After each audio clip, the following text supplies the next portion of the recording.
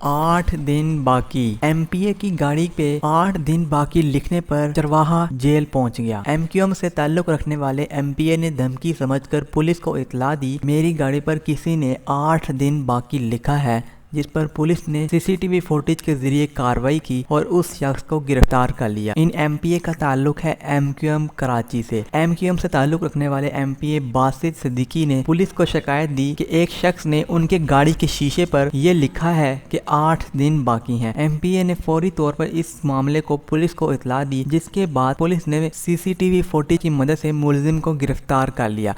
गिरफ्तारी के बाद मुलजिम ने पुलिस के सामने एक मौक़िफ़ इख्तियार किया कि एमपीए की गाड़ी के शीशे पर ईद का हिसाब किताब कर रहा था कि ईद आने में कितने दिन रह गए हैं और उसकी मैं गिनती कर रहा था। पुलिस ने चरवाहे को अदालत के सामने पेश कर दिया, जिसके बाद अदालत ने चरवाहे को रिमांड पर जेल भेज दिया। ये वाक़या कराची में पेश आया, जहां पर एक गलत फहमी ने एक गरीब चरवाहे को जेल भेज दिया है। दोस्तों, अगर आपको ये वीडियो पसंद आए तो चैनल को सब्सक्राइब करें और इस वीडियो को लाइक ज़रूर करें।